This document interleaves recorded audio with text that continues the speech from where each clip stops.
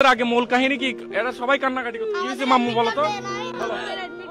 আমরা এখনো পরীক্ষার হলে যেতে পারি নাই।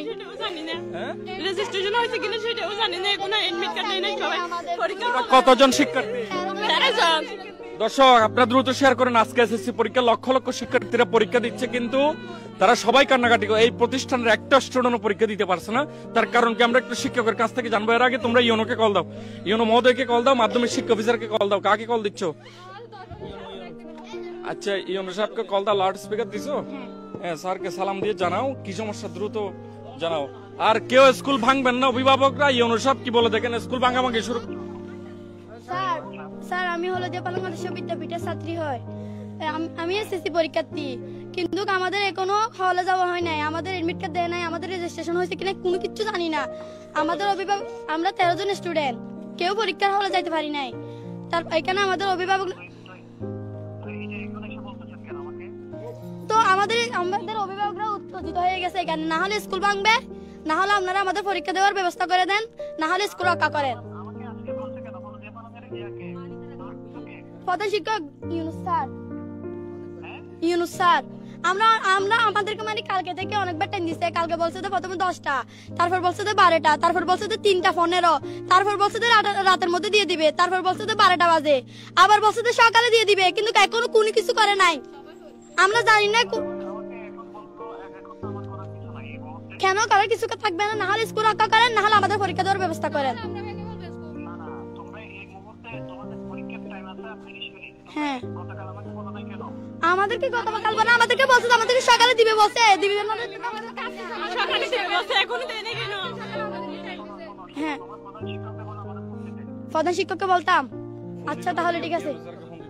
ফোনটা ধরা যাও, ফোনটা ধরা যাও, ফোনটা ধরা যাও।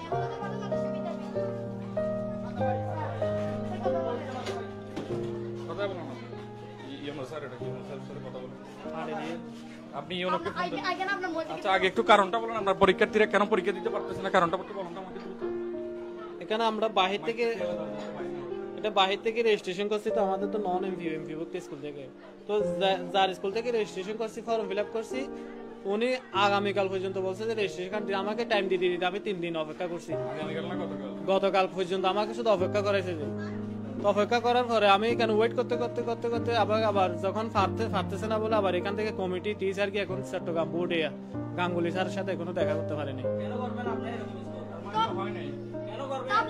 নিশ্চিত এটা কিন্তু ফর্ম ফিল আপ হয়েছে, কিন্তু এডমিট কার্ড এটা অন্য স্কুল থেকে অভিযোগ দিছে, এটা কিন্তু এখনো কি গিয়া করতে পারে না, এটা গাঙ্গুলির সাথে যোগাযোগ করতে পারে না। আমরা তো জানি না স্কুল থেকে রেজিস্ট্রেশন হইছে, আমরা তো রেজিস্ট্রেশন সাইন শুদ্ধ করি নাই।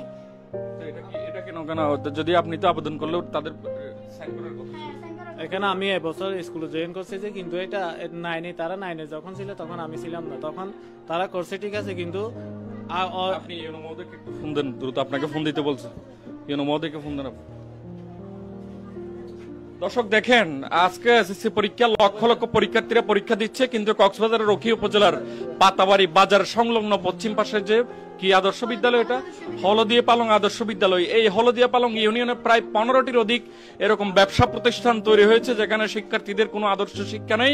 এখানে শুধুমাত্র ব্যবসা করার জন্য কিছু ছাত্রছাত্রীদেরকে নিয়ে এই ধরনের প্রতিষ্ঠান তারা ব্যাঙের ছাতার মতো গড়ে তুলছে। আপনি ইউনোকে ফোন দিন, ইউনোকে ফোন দিতে বলছে, ইউনোকে ফোন দিন।